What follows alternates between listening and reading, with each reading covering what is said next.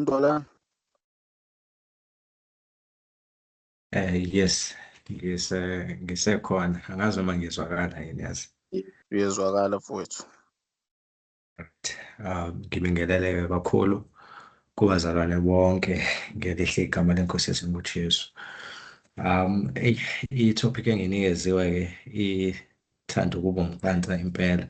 Kodwa bengifisa mhlawumbe siyiphendule ngamaphuzu amabili ukuthi kungani kumele sithembe eBhayibheli.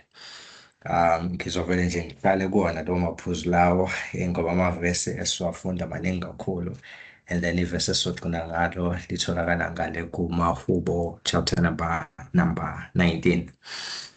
So-ke kungani kumele sithembe eBhayibheli ngaphezu kwezinto zonke ey'thenjwayo emhlabeni ezibhaliwe?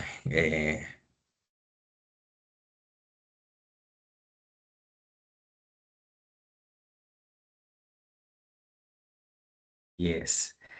Yeah, ningixolela kakhulu inethiwekhi yami ngathi iyona le ehluphayo, kodwa-ke sizobambisana.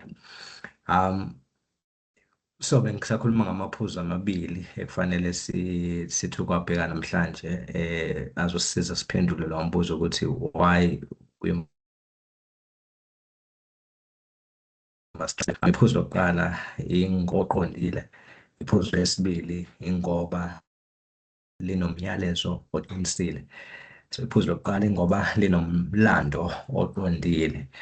So uma iBhayibheli libhalwa, ngiyazi ukuthi mhlawumbe I'm oversimplifying it uma ngithi libhalelwe ukuveza iprofetho nezehlakalo ezenzeka nezizokwenzeka mhla kugcwaliseka lezo ziprofetho lezo. Ukuze ngokubheka lokho okwenzeka ngaphambilini sibe nokuqiniseka ngalokho elikushoyo. So this forms the basis of lento esikhuluma ngayo ukuthi ukubhalwa kwalo lalibhalelwe ukuveza iprofetho nezehlakalo ezenzeka nezizokwenzeka mhla kugcwaliseka lezo iprofetho lezo. Ukuze-ke ngokubheka, ukuze thina mesibheka lezo zinto ezenzeka ngaphambilini sibe nokuqiniseka ngalokho elikushoyo iBhayibheli namhlanje. Uma sibheka lezo iprofethi ezagcwaliseka, singabheka indaba ka-Exodus nje, ukuphuma kwabantwana baka-Israyeli eGibhithe. uMose mebhala uqala abhale uGenesis ukuze asichazele kabanzi ukuthi lento esiyibona isiyenzeka ku-Exodus, sesibona abantu bephuma kwesinye isizwe, sesibona ama-plagues lawa awu-10 ehlela iGibhithe, sesibona kuvuleka ulwandle. Zonke lezo y'mangaliso lezo zehlakalo lezo zazenzeka ngenxa yokuthi kwagcwaliseka isiprofetho uNkulunkulu ayesenzile noma isithembiso uNkulunkulu ayesenzile ku-Abrahama mhlazane emtshena ukuthi isizukulwane sakhe sizoba izigqila noma sizophathwa kabuhlungu ezweni laseGibhithe, but after 430 years uzosikhipha uNkulunkulu leso sizukulwane leso asibuyisele kulela lizwe u-Abraham wayeme kulona ku-chapter number 15 if I'm not mistaken kaGenesis. So zonke-ke ezinye izehlakalo zigcwalisa noma ziveza lokho, zisivezele iziprofethi uNkulunkulu ayezenzile, zisivezele futhi ukugcwaliseka noma ukuqinisekisa kwalezo yiprofetho lezo uNkulunkulu abezenzile. And then bese sibona ngisho nama-miracles enzekayo enzeka because kwakugcwaliseka lezo yiprofetho lezo uNkulunkulu ayezenzile. And then liphinde futhi lisinikeze ezinye futhi iy'profetho ezisazokwenzeka, and then lisitshele ngisho nama-signs azokwenzeka ukuze sibe nalo siqiniseko sokuthi ngempela lezi zinto lezi zizokwenzeka ngenxa yalowo ma-signs lawo.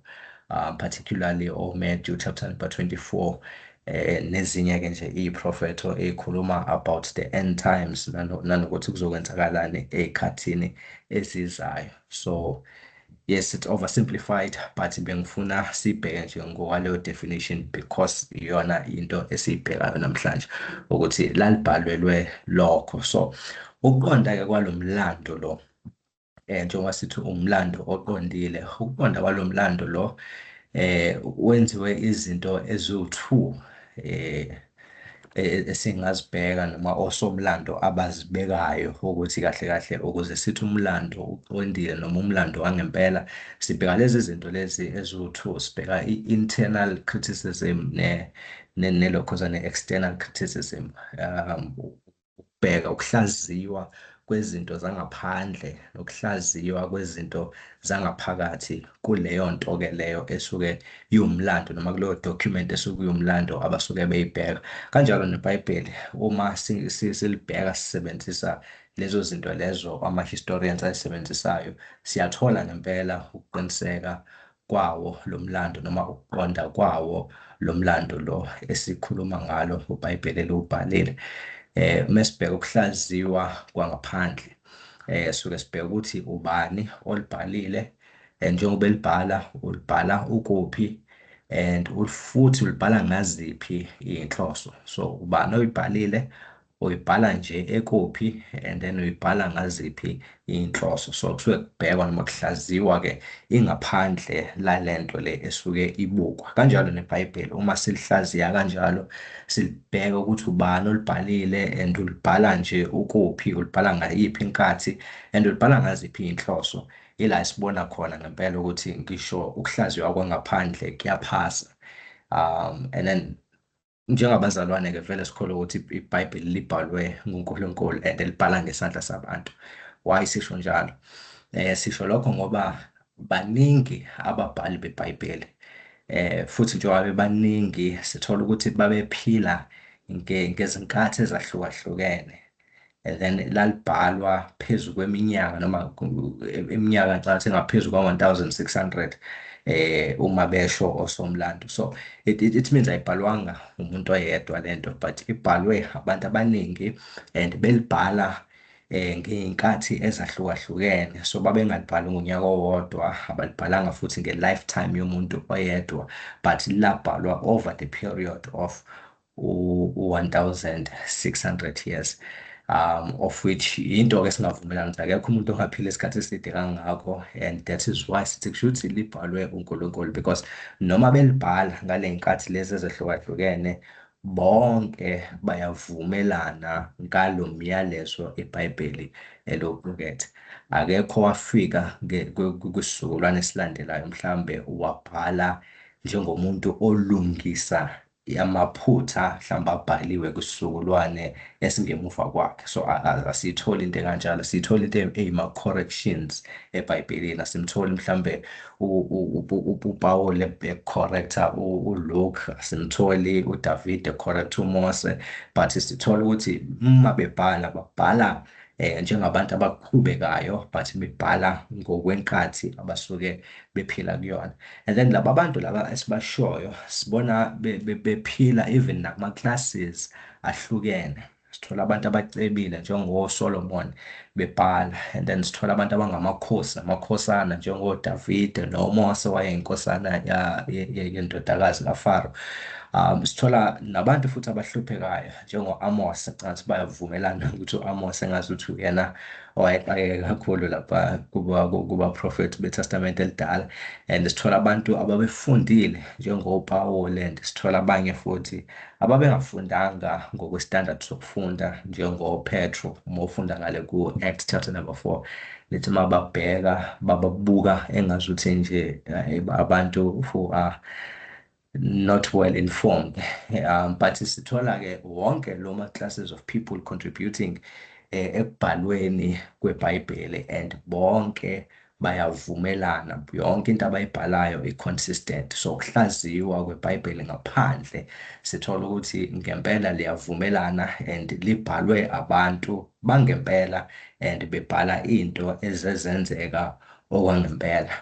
And then osomlando futhi bayakuvuma lokho ukuthi umlando obhalwe phansi eBhayibhelini noma ushicilelwe eBhayibhelini uwumlando nembayo. And nalo iBhayibheli alikufihli-ke lokho ukuthi umlando walo uyanemba because if umuntu eqamba amanga usually usuke ezo-omitha ezinye zezinto ezinye ama-details thizeni but iBhayibheli asilitholi li-omitha ama-details. Ngicela ukufundela nje amanye amavesi mbalwa. Amakhosi oqala chapter number 6 sithola ama-details esikhathi nani nani lapha Amakhosi Okuqala chapter number 6 sithi kwathi ngomnyaka wama-480 emva kokuphuma kwabantwana bakwa-Israyeli ezweni laseGibhithe, ngomnyaka wesine wokubusa kukaSolomoni phezu kwa-Israyeli, ngenyanga kaZivi eyinyanga yesibili, waqala ukwakha indlu kaJehova. So it's giving us isikhathi nenyanga down to usuku ukuthi kwakuluphi lolo suku lolo, because ufuna lento ayishoyo i-traceke. So umuntu ohlezi enikeza ama-details mekhuluma usuke efuna ukuthi lento ayishoyo ikwazi uku-traceka and i-verifyeke ukuthi iyiqiniso.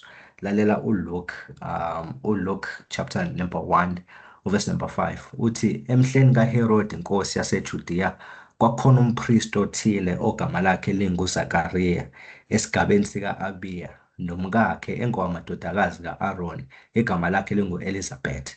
So usitshena ngalo mlisa lo and umnikeza i-address, usinikeza yonke into ngaye, ikheli nanokuthi ushade nobani, and kwakuwumuphi lo nyaka lo akhuluma ngawo. And then mefika chapter number 3 uthi, kwathi ngomnyaka wama-15 wokubusa kukaTiberiu kaKhesari uPontiyus Pilate engumbusi waseJudiya, uHerode engumthetrakhi waseGalile, uFilipi umfowabo engumthetrakhi wase-Ilustriya, neTrakhoniti eLisaniya engumthetrakhi wase-Abilene, no-Anasi umpristi omkhulu noKhefasi, kwafika izwi likaNkulunkulu kuJohane indodana kaZakariya ehlane. So la usinikeza ama-details again ukuthi hamba wa-check-a lento le ukuthi akukaze yini kube khona umthetrakhi laba akhuluma ngabo, Herod wayewumthetrakhi waseGalile, noFiliphu umfowabo engumthetrakhi wakuleli zwe akhuluma ngalo. Even ne-geography yakhona eBhayibhelini nayo futhi siyayithola ukuthi iyanemba mekhuluma ngokukhuphuka, ukhuphukela eJerusalema wehlela eJericho. I-geography itself it's tracking accurate, i-accurate ngalolo hlobo lolo ukuthi ayiphikiseki. In fact futhi laba bantu njengoba beyibhala lezi zinto babezibhala njengabantu ababekhona kulezo zindawo lezo ekade bebhala ngazo. So even ma esinikeza amagama abantu, khona into abayibiza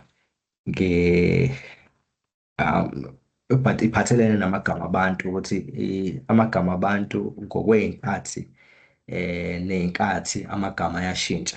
Kuba khona amagama adumile, uyothola ukuthi mhlawumbe mekhona abantu abazalwa ngeminyaka ethile, uthola ukuthi oSibu ave bebaningi phakathi komnyaka ethile nomnyaka othile. So uthola ukuthi sesinoSibu abaningi, and then abanye-ke sebewoMabura, oTayizo, obani bani, ukuze sibakhwalifaye ukuze sisheshe sibone ukuthi sikhuluma ngabo bani. And the same is true uma ufunda incwadi nje o-Matthew, o-Luke, o-Mark, uJohane, even nencwadi yezenzo. Ngicela ukufundela la kuMateyu chapter number 10, sibheka amagama abantu nangendlela abawakhwalifaya ngawo. Uthi verse number 2 uthi amagama abapostoli abayishumi-2 yilawa: owokuqala nguSimon, othiwa uPetru, no-Andreya umfowabo. So siyayimcacisa ukuthi lo Simon, baningi oSimon ngaleza y'khathi leziyana, but lo akhuluma ngayo lo kuthiwa uPetru, no-Andreya umfowabo, noJakobe kaZebedewu, noJohane umfowabo, noFiliphu, noBartolomewu, noThomas, noMatewu umthelisi. Yini indaba uFiliphu noBartolomewu noThomas engabachazi? It's because lawo magama lawo ayengadumile kakhulu. So mesikhuluma ngoBartolomewu, it was unlikely ukuthi ungathola oBartolomewu abaningi ngalesa sikhathi lesiyana. So masefika koMatewu umthelisi, uJakobe ka-Alfewu noThadewu, it's because uThadewu alidumile kakhulu. uSimon, mzwile ukuthi uSimon lo omunye uPetru, bese athi uSimon umKhanani, noJuda Iscariot owamkhaphelayo. Lama-qualifiers lawa asixoxela indaba mayelana nenkathi ekwabhalwa ngayo le ncwadi le specifically. They put ama-qualifiers laphana because amagama abantu ngaleza zikhathi ayecisha afane futhi ayemaningi kumagama afanayo njengoba ngilinganisile ngabo Sibu bonyaka othile, kusukela unyaka othile kuya kunyaka othile, uyazi nje ukuthi ngeke ungabatholi usibu cishe abawu-10 kuleyo ndawo leyo. So kanjalo nala, if ku-trace-wa i-history, kuyatholakala ukuthi vele ngalo nyaka lo babe baningi, even nabo-Jesu babe baningi ngale minyaka le.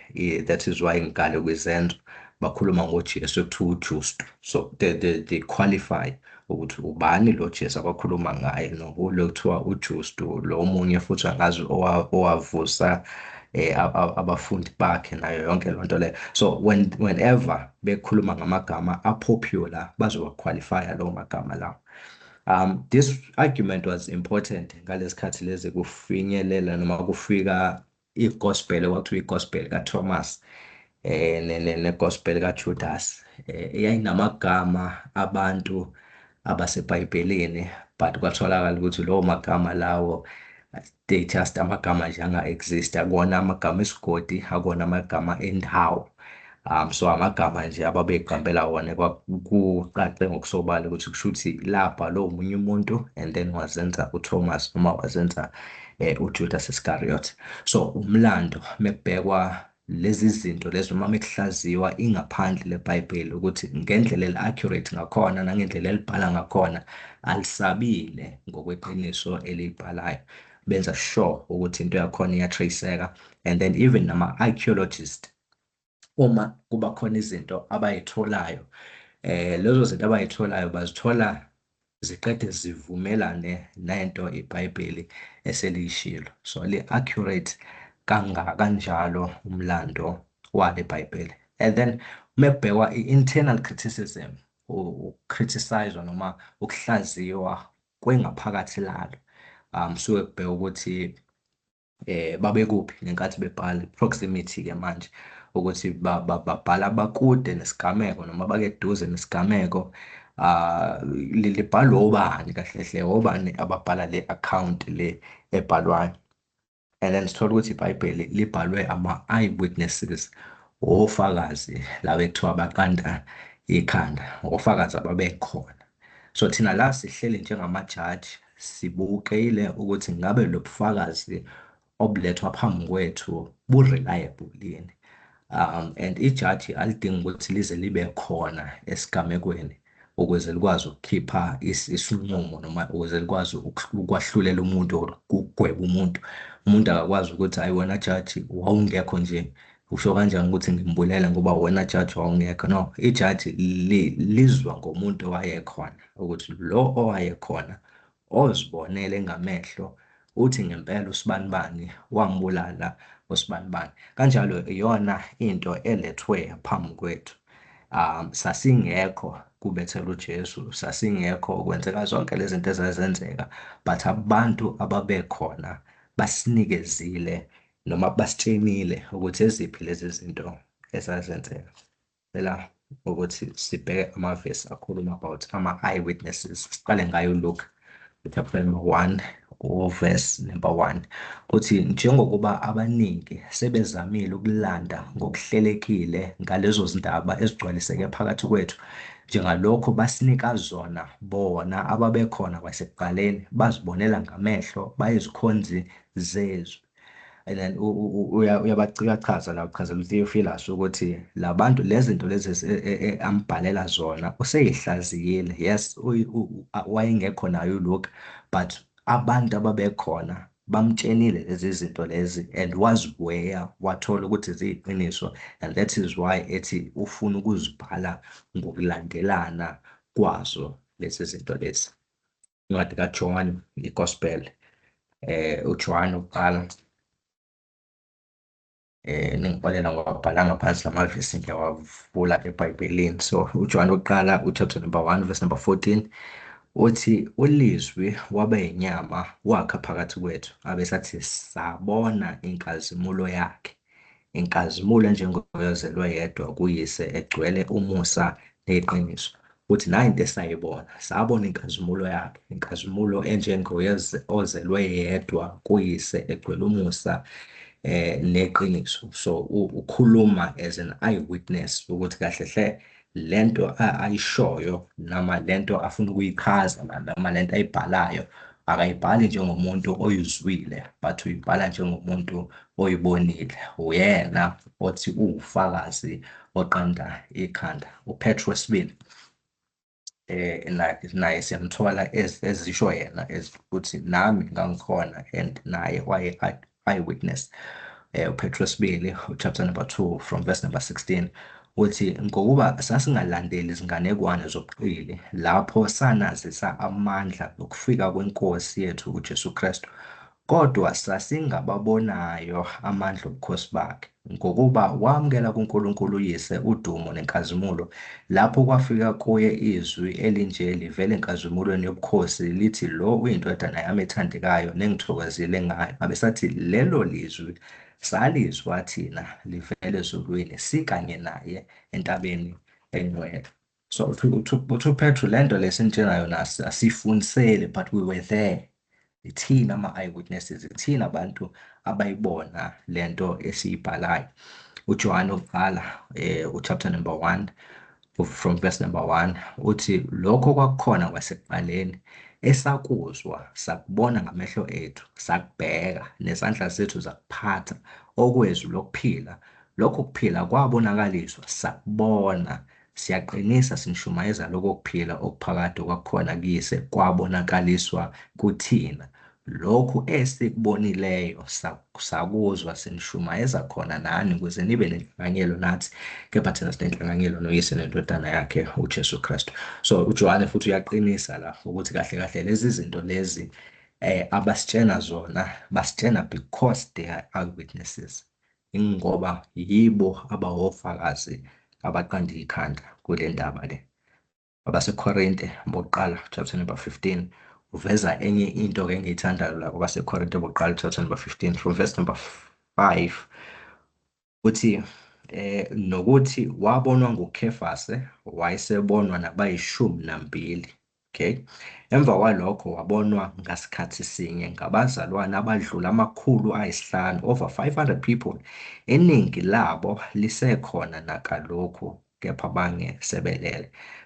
Khona iveza la uveza ukuthi iningi lalawo ma-eyewitnesses lawo asekhona, kushuthi ayekhona ngalesikhathi ebhala le ncwadi le. So yini indaba ibalulekile le nto? Ibaluleke ngenxa yokuthi njengoba babekhona ukuba oPawuli babebhala into engekho, then ingabe ikhona enye incwadi noma ingabe ikhona enye into ebhaliwe eshoyo ukuthi oPawuli babhala into engekho. So since ingekho into ekanjalo, it means nama-eyewitnesses ayekhona uma ezwa lama-accounts lawa abawalethayo oPawuli, abawalethayo oJohane noPetru nani nani, ayavuma nawo ukuthi ngempela kwaba njalo. So this is ubufakazi bangaphakathi ukuthi labantu ababeyibhala abantu laba ababeseduzane kwesigameko. So it's not like abantu abangazi ukuthi babebhalani, mhlawumbe yabhalwa angazi ngesizukulwane sesi-5. No, but abantu laba ababekhona at the time zenzeka lezi zinto and bazibhala and bayibhala njengalokhu zazenzeka. So umlando-ke weBhayibheli uqondile, awuphikiseki, uyanemba, and ngendlela onemba ngayo unemba such that ama-critics eBhayibheli aze afise ukuthi ezinye iy'ncwadi njengencwadi kaDaniel aze afise ukuthi engazuthi bangayibeka after izinto uDaniel aprofetha ngazo sezenzekile, because zonke lezi zinto aprofetha ngazo lapha uprofethe ngazo just the way ezenzeka ngakhona. So akashiyanga ama-details, but wonke ama-details ayekhona lapho kuleza iprofetho zamakhosi avela namakhosi afa, yabo bonke o-Alexander the Great laba ayeprofetha ngabo lapha kwenzeka njengokusho kukaDaniel, such that bathi kushuthi ngempela incwadi kaDaniel mhlambe yabhalwa after sezenzakalile lezi zinto lezi, but-ke siyazi ukuthi yabhalwa before lezi zinto zenzakala. Le nto le ivezani? Iveza ukuthi umlando weBhayibheli uqondile, umlando weBhayibheli uqondile, and kuhlukile lokho, kuhlukile kunamanye izincwadi esinazo zeyinkolo ey'thile, like ama-Vedas wamaHindu, la othola ukuthi umlando wakhona awukho realistic. Uqala emhlabeni esingawazi, eh, angazi amanzi nanjani and unezilwane esingazazi, iy'nkawu eziba abantu, iy'ndlovu ezikanjani. And you don't find such things eBhayibhelini. IBhayibheli likhuluma ngabantu bangempela ababehlelwa izinto zangempela, and then bekhuluma nangezigameko futhi zangempela. So labantu laba banamagama angempela, abantu ababephila ngempela, akufani ney'nganekwane ey'xoxwayo. To a point ukuthi even ama-parables kaJesu, enye into e-interesting ngama-parables kaJesu ukuthi though kwakuwama-parables lawana, but inkosi ayizange izowasebenzise izilwane, yabo le nto yokuthi angazi inkalankala yathi enjeni noma ikanti laphendula lathi, cha, but ubesebenzisa yes, bekwama-parables, but besebenzisa real events, real people, yabo. That is iBhayibheli.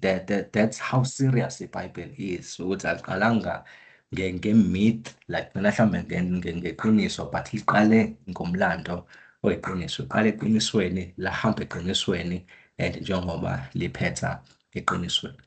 And then umyalezo-ke ngenxa yalo mlando lo oqondile, umyalezo-ke ungephikisela. Umyalezo weBhayibheli uqondile, okuyiphuzu lethu lesibili, ukuthi umyalezo wakhona uqinisile. Uqinisile because umlando uqondile. And ekuhlakanipheni-ke kwaNkulunkulu, uNkulunkulu wenze umlando ukuthi uqoshwe phansi, uqoshwe phansi ukuze ungaguquki. It was not a word of mouth ukuthi mhlawumbe sesingaze sisole ukuthi angazi khona ikhehla thizeni elingazange liyibeke kahle indaba, cha, but babeyibhala phansi lento ukuze nesizukulwane esilandelayo sikwazi ukuyifunda, ukuze nesizukulwane futhi esizolandela leso sikwazi ukuyifunda. So uNkulunkulu enza sure ukuthi umyalezo-ke walo iBhayibheli awuphikiseki, uqinisile, awuphikiseki. And abafuna ukuwuphikisa bagcina ngokubeka abefundisi izici, yabo, bagcina ngokuphikisa amasonto, abawuphikisi umlando weBhayibheli, bagcina ngokudiscreditha wona-ke lama-eyewitnesses lawa, but the message itself abakwazi ukuyi-discreditha because nawo ama-eyewitness akadiscreditheki. Ingakho begcina sebefuna ukusebenzisa ezinye iy'ndlela ukuthi iBhayibheli lafika nabelungu, iBhayibheli lafika kanjani, kwasha kwacima, zonke lezo zinto lezo, but akekho okwazi ukuphikisa umlando wakhona, and akekho okwazi ukuphikisa i-message yakhona, because i-message yakhona iqinisile, i-message yakhona iqinisile, linama-timeless truth. And then isizathu-ke vele sokuqinisa kwalo myalezo lo ingenxa yokuthi kwenziwe uNkulunkulu. Akekho umuntu obengakwenza, abekho abantu kade bengaphila izizukulwane ngezizukulwane, but bavumelane iy'nkulumo zabo, iy'profetho zabo, zonke izinto abazenzayo zi-collaborate ekutheni zikhiphe umyalezo owodwa osolid. It has to be uNkulunkulu.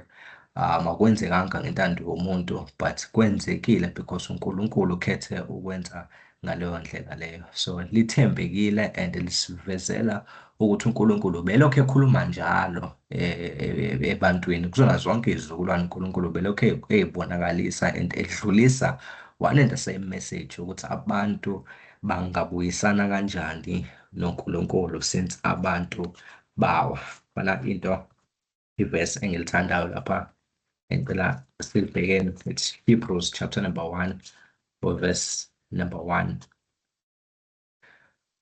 Uthi uNkulunkulu esekhulumile endulo kokhokho ngabaprofethi ngamathuba amaningi nangey'ndlela eziningi. So uNkulunkulu la usivezela iy'nkathi ukuthi uNkulunkulu kuyakhuluma, and then ukhulumile emandulo inkathi le akhulume ngayo. Uvesi number 2 abesathi ekugcineni kwale mihla, kusho ukuthi uNkulunkulu uphinde wakhuluma futhi ekugcineni kwale mihla. So belokhu ekhulumile uNkulunkulu, uthi ukhulumile-ke endulo, wakhuluma kokhokho. So indlela akhulume ngayo ngenkathi endala, ubekhuluma kokhokho, ekhuluma futhi ngabaprofethi ngamathuba amaningi nangey'ndlela ey'ningi. So bebeziningi iy'ndlela uNkulunkulu ade ekhuluma ngazo kuleya nkathi ayibiza ngokuthi inkathi yasendulo. Abesathi kodwa-ke ekugcineni kwale mihla ukhulumile kithina So akasakhulumi kokhokho, wakhuluma kokhokho, ekhuluma ngabaprofethi, ekhuluma ngalezo zinto lezo, ngalezo y'ndlela lezo. But ekugcineni kwale mihla i-audience akhuluma nayo uthi ithina, uthi ukhulume kuthina, and indlela akhulume ngayo uthi ukhulume kuthina ngendodana ayimise ibe yindlalifa yakho konke awadala ngayo futhi izwe. Uthi nayo indlela uNkulunkulu akhulume ngayo kuthina. Akasakhulumanga ngaleya ndlela leya yamaphupho yabaprofethi yazo zonke leza y'ndlela lezi ababekhuluma ngazo, but manje usekhulume ngendodana yakhe. By the way, uJesu Kristu uzibiza ngolizwi likaNkulunkulu ngale kwisambula. In fact, no-John chapter number 1 umbiza kanjalo, uthi ekuqaleni wayekhona ulizwi, ulizwi wayenguNkulunkulu, ulizwi wayekuNkulunkulu. uJesu Kristu kuyi-embodiment of imessage ephelele kaNkulunkulu. So lokhu uNkulunkulu kade efuna ukusho usekushilo ngoJesu Kristu. Lokhu uNkulunkulu kade efuna uku-communicate clearly ngendodana yakhe uJesu Kristu. Ngicela ukufundela uPetru 2 futhi sigcine kuverse number 18 ekuqaleni. Verse number 19 uthi sesinalo izwi lesiprofetho eliqiniseke kakhulu, enenza kahle ukweqaphela kungathi liyisibane esikhanyayo endaweni emnyama, kuze ikhwezi lokusa liphumele ey'nhliziyweni zenu. Nazi lokhu kuqala, ukuthi kasikho isiprofetho sombhalo esingachasiselwa ngumuntu ngokwakhe, ngokuba akuzange kuvezwe isiprofetho ngentando yomuntu, kepha abantu baqhutshwa ngumoya ongcwele bakhuluma okukaNkulunkulu. Now laba usinikeza-ke manje lo myalezo lo, ukuthi lo myalezo awuvelanga ngentando yabantu, but abantu bebeqhutshwa ngumoya kaNkulunkulu, bakhulumile-ke lokhu uNkulunkulu ekade efuna ukuthi bakukhulume. Ngamanye amazwi bonke labantu kade ngibabala ukuthi babhala iBhayibheli, ngibala oSolomon, ngibala o-Amos, bonke nje labantu laba esibabonayo bethiwa noma kuthiwa ama-authors of iBhayibheli, lithi babeqhutshwa ngumoya ongcwele kaNkulunkulu. So yonke lento ababeyibhala bebeyibhala ngenxa yokuthi yinto uNkulunkulu afuna ukuyikhuluma. So bayibhalile because uNkulunkulu ubesho leyo nto leyo. Even ama-intentions kaNkulunkulu ngalento lekade yisho abe-clear kulobo babhali labo ekade bebhala. Ingakho-ke uma ufunda iy'ncwadi ey'fana no-2 Timothy chapter number 3 verse number 16 uthi yonke imibhalo iphefumulelwe uNkulunkulu. I think igama theopneustos uqonda ukuthi liphefumulwe uNkulunkulu. So yonke imibhalo iphefumulwe nguye uNkulunkulu. It does not have the idea yokuthi engazuthi babhalile then uNkulunkulu wa-approve, but lela gama lisho ukuthi the time bebhala it was God ebhala. So it was not God who approved into abayibhalile bona, but babhale into vele evela kuNkulunkulu. So uNkulunkulu wenza sure ukuthi babhala leyo nto leyo. So ingakho lithi yonke imibhalo iphefumulelwe uNkulunkulu, ikulungele ukufundisa, ukusola, ukuqondisa nokuyala ekulungeni, ukuze umuntu kaNkulunkulu apheleliselwe yonke imisebenzi emihle. Kodwa engifuna ukuyenza la and sengizovala ukufunda amanye amavesi aku-New Testament siwabheke la athathwa khona kwi-Old Testament, ukubona lento le yombhalo ophefumulwe uNkulunkulu. Lokufundela la kwi-New Testament kukhona amaRoma chapter number 4 la uPaul ukhuluma ngokuthi imbhalo ithini na. So ukhulume ngazuthi lento le ayishoyo ayishiwongo uNkulunkulu but ishiwo imbhalo. Kodwa into ayenzayo lapho u-equator imbhalo kanye nento uNkulunkulu ayishiwo. Ngamanye amazwi kusho ukuthi izwi likaNkulunkulu liyimbhalo le uNkulunkulu asinikeze yona. Chapter number 4 wamaRoma verse number 3 uthi ngokuba umbhalo uthini na. Ubuza ngokuthi umbhalo uthini, what does the scripture says? Uthi kepha u-Abraham wakholwa nguNkulunkulu kwambalelwa ukuthi kungokulunga.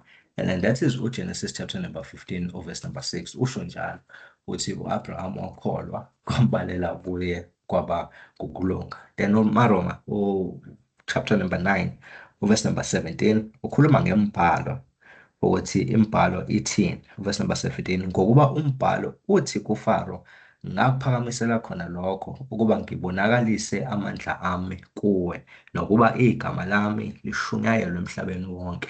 But masofunda ngale ku-Exodus chapter number 9 verse number 16 la elithathwa khona le verse ayikhothayo la kuMaroma chapter number 9, uthola ukuthi isho uNkulunkulu. So he's equating umbhalo namazwi kaNkulunkulu, and uyakwenza futhi lokho nakwincwadi yabaseGalatia ku-chapter number 3, lokufundela Galatians chapter number 3 verse number 8, ufike abuze ukuthi imbhalo ithini, and then masuyoyibheka ngale kuGenesis uthola ukuthi uNkulunkulu okushoyo lokho. Uverse number 8 uthi kepha umbhalo ubona ngaphambili ukuthi uNkulunkulu uzokulungisisa bezizwe ngokukholwa. Walishumayela ngaphambili ivangeli ku-Abraham wathi izizwe zonke ziyakubusiswa kuwe. Uthi umbhalo, and then abesathi walishumayela ngaphambili ivangeli ka-Abraham ethi izizwe zonke ziyakubusiswa kuwe. Masofunda uGenesis chapter number 22 verse number 8, yebo, uNkulunkulu esho lokho ka-Abraham ukuthi ngempela izizwe zonke ziyakubusiswa kuwe. It means imbhalo le esiyibonayo iyizwi likaNkulunkulu. So yonke into esiyifundayo eBhayibhelini asifundi imicabango kaPawulu, asifundi imicabango kaPetru noma ukubona kukaMose, but sifunda lento uNkulunkulu afuna siyazi. So imbhalo iyizwi laNkulunkulu, engakhiwo umyalezo oqinisile. It's because this is the very word of uNkulunkulu, and iyahlakaniphisa. Uma ufunda uMathewu chapter 22 verse 29, yes, ngathi la uJesu khona ethi nidukile ningayazi imbhalo namandla kaNkulunkulu, uthi nidukile ningayazi imbhalo namandla. He's pointing them back elokhuzaneni, ezweni, kuma-scriptures ukuthi ukuba benifunda imbhalo benizoyazi lento eniyibuzayo, but balokhu nidukile because aniyazi imbhalo namandla kaNkulunkulu. So even ilokhuza i-attitude kaJesu Kristu uma efika emhlabeni ibinalokho, ibinemibhalo, belokhu ethi kulotshiwe ukuthi angithi uma ufunda uMathewu chapter number 4 dispute noma elwa noSathane lapha, ulokhu ethi kulotshiwe ukuthi akasho ukuthi ngiyazi mina nguJesu mina ngiyazi, but ulokhu ethi kulotshiwe ukuthi efuna ukubakhombisa lento noma ukubaluleka kwembhalo, ukuthi ngempela if urelaya embhalweni ureleye kuNkulunkulu woqobo. If ubheke embhalo ubheke uNkulunkulu, and that is the same thing uPaul ayenzayo ku 1 Corinthians chapter 15 verse 2 ufundile. Ulokhu ethi njengokusho kwembhalo, akasho ukuthi njengokusho kukaJesu the time ngimbona ezibonakalisa kumina ngonyazi no, uthi but njengokusho kombhalo, uthi wambelwa njengokusho kombhalo, wavuka njengokusho kombhalo. So uyibeka lento yembhalo ibaluleke ngaphezu kwezinto zonke, ibaluleke ngaphezu kwama-visions abantu abangaba nayo, ibaluleke ngaphezu kwazo zonke izinto ngempela esingazidima as izinto ezibalulekile. Imbhalo ibalulekile because ingumyalezo kaNkulunkulu. Lokhu uNkulunkulu kade efuna ukusho ukushilo ngokwembhalo. Ngake ngafunde ngencwadi umbhalo wakhona, I think kwangale nje ku-introduction, ekhuluma about iBhayibheli, ukuthi njengalokhu mesikhuluma nge-nature kaJesu Kristu sithi he is truly man and truly God. Uthi kanjalo neBhayibheli, uma ulifunda iBhayibheli is truly man because uthola abantu ababebhala beqhutshwa umoya kaNkulunkulu. Kukhona ukubhala kwabantu laba, but it is truly God because babhala under i-superintendent kaNkulunkulu. So lokho abakubhalayo ababhala ukubona kwabo nemicabango yabo, but babhala intando kaNkulunkulu, babhala intando kaNkulunkulu. Phela sivale ngalama verse lawa atholakala kuMahubo uchapter number 19. Ngale kumahubo chapter number 19 ukhuluma into ebalulekile about le mibhalo kaNkulunkulu. In fact, from verse number 7, uyibiza ngumthetho kaNkulunkulu, uthi umthetho kaJehova, abese ayibiza ngokufakaza kukaJehova, ayibize ngemiyalo kaJehova, umyalezo kaJehova, athi ukumesaba uJehova. Yonke lamagama awasebenzisayo refer kuwona to ama-scriptures. Uthini-ke ngawo ama-scriptures? Uthi umthetho kaJehova uphelele, abese athi ukufakaza kaJehova kuqinisile, athi umyalo kaJehova ilungile, umyalezo kaJehova uhlanzekile. Abese athi wenzani-ke? Umthetho kaJehova uphelele, yini owenzayo? Uvusa umphefumulo. Ukufakaza kaJehova kuqinisile, kwenzani? Kuhlakaniphisa oyisifula. Imiyalezo kaJehova ilungile, yenzani? Ijabulisa inhliziyo. Umyalezo kaJehova unjani? Uhlanzekile, wenzani? Ukhanyisa amehlo. So izwi likaNkulunkulu, iBhayibheli likaNkulunkulu. So njengoba sikhuluma ngeBhayibheli likaNkulunkulu, sikhuluma ngalo izwi likaNkulunkulu. Mind you, asikhulumi ngama-translations la, but sikhuluma ngama-scriptures, ukuthi we have ama-scriptures, we have the whole message kaNkulunkulu. Angisho ukuthi sinomqondo ophelele kaNkulunkulu, but lokhu uNkulunkulu kade funa ukusazisa kona, usazisile kona ngezwi lakhe. So yini esingakwenza, noma ikuphi esingakwenza njengoba sazi lezi zinto lezi? Number 1, ukuphenduka. Phenduka, siyeke ukungabaza izwi likaNkulunkulu, siyeke futhi nokucabanga ukuthi sazi kangcono kunoNkulunkulu. So phenduka, siyeke ukungabaza, siyeke ne-pride yokuthi ukuthi singcono noma sazi kangcono kunoNkulunkulu. Number 2, ukuphelela kulo izwi likaNkulunkulu. Ukuphelela kulo izwi likaNkulunkulu, ngamazwi ukugxila, ukwenza sure ukuthi izwi likaNkulunkulu likhava wonke ama-areas empilo yakho, likhava ingqondo, inhliziyo, umphefumulo, umoya, umzimba, i-conduct yakho, likhava ngisho nendlela osebenza ngayo, indlela ophatha ngayo imali, indlela okhuluma ngayo, wonke ama-areas akho empilo kumele uphelele kulo izwi likaNkulunkulu. Number 3, simele ukuphikelela ukulifunda nokuliqonda izwi likaNkulunkulu, ngoba iyona indlela esingaphelela ngalo kulo izwi likaNkulunkulu. So ukuphikelela ukulifunda nokuliqonda izwi likaNkulunkulu. So uyaphenduka, uyaphelela kulo, and uyaphikelela ekulifundeni nasekuliqondeni izwi likaNkulunkulu, because umlando weBhayibheli uqondile, and then umyalezo weBhayibheli uqinisile, and konke lokho kusikhombisa ukuthi akwenziwanga umuntu, kodwa kwenziwe kuNkulunkulu uqobo. Amen. Awu, siyabonga mfowethu olichaza kamnandi izwi likaNkulunkulu. Ngithandile le part ethi umthetho kaJehova uphelele ukusindisa imiphefumulo. Simele ukudiphendela kulona izwi likaNkulunkulu. Ngiyacela ukuthatha imibuzo emibili. Makukhona nje onemibuzo, ngiyacela avele obala. Nangu Sixolile.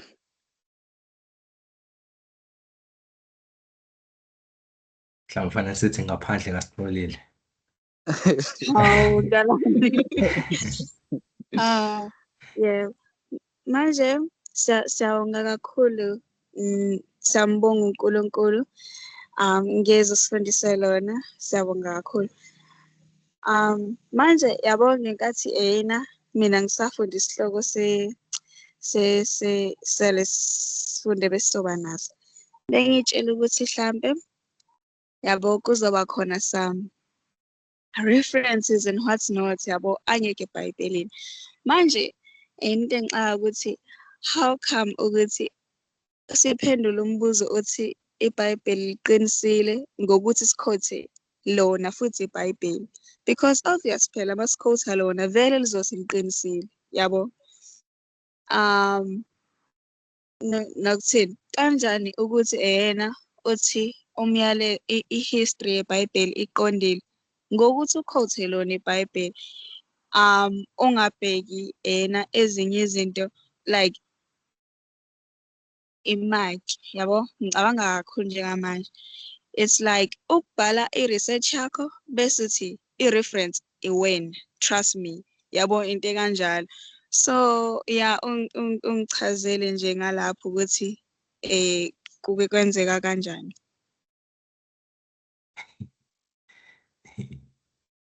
Yes. Yeah, uqinisile yazi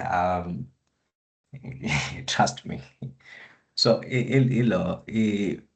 indlela yokubuka umlando, in fact uma ubheka nje umlando general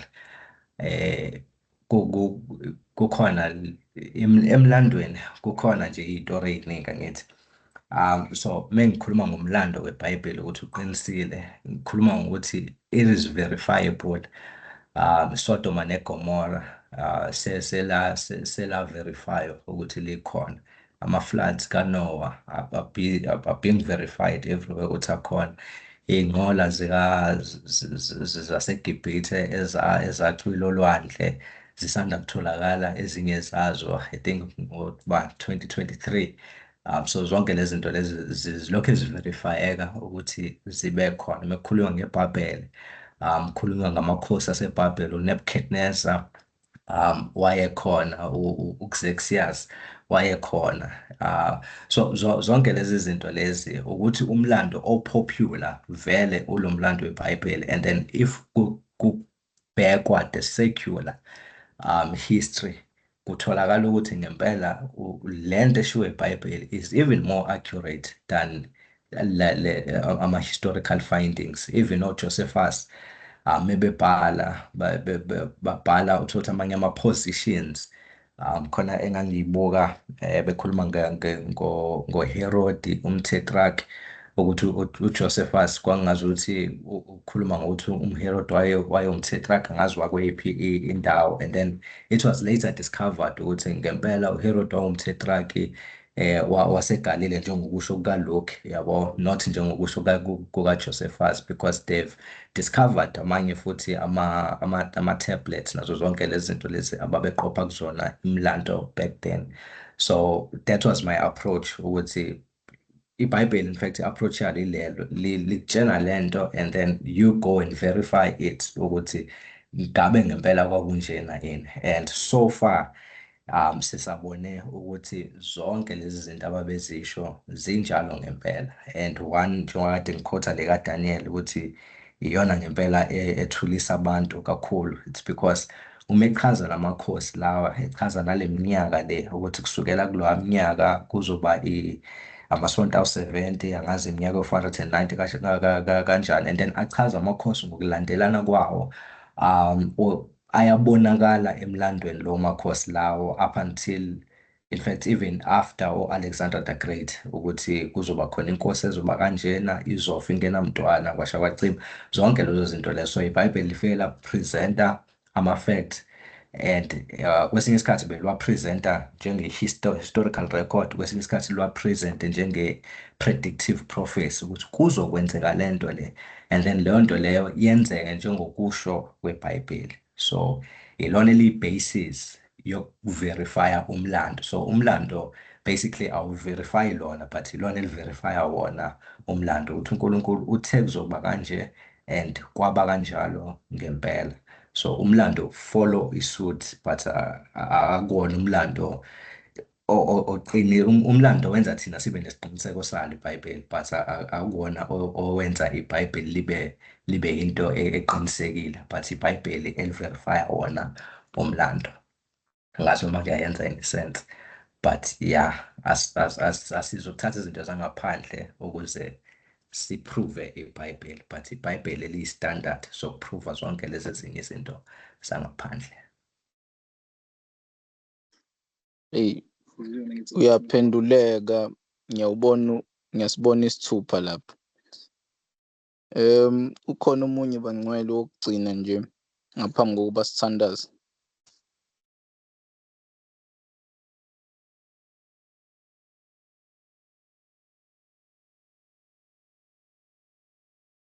Hhayi, sho sifowethu uchaze kahle kakhulu.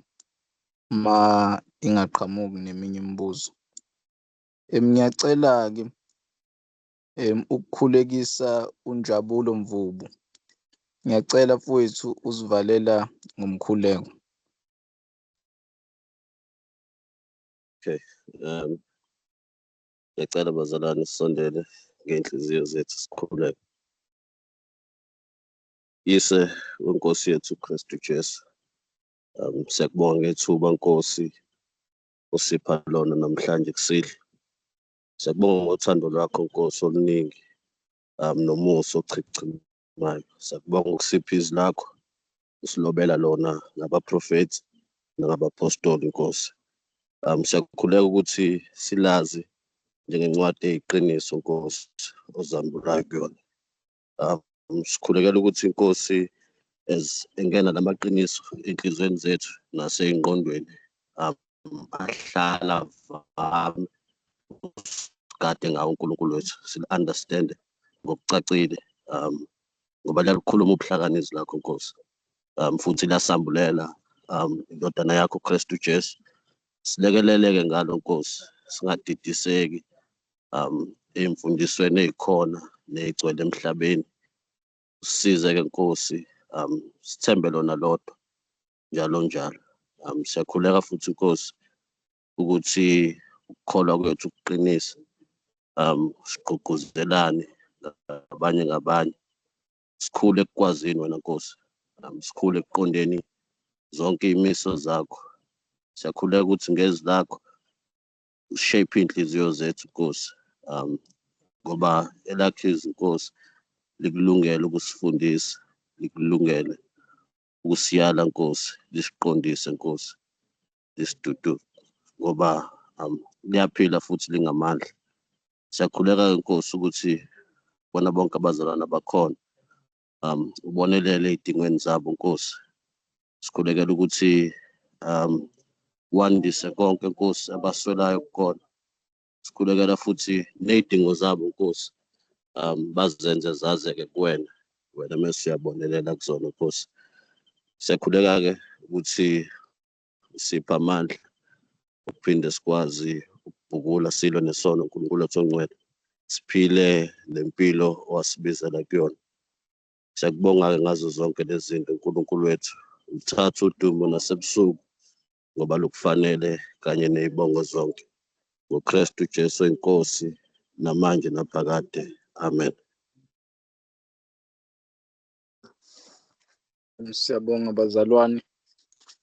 Singakhululeka sibonane ngesonto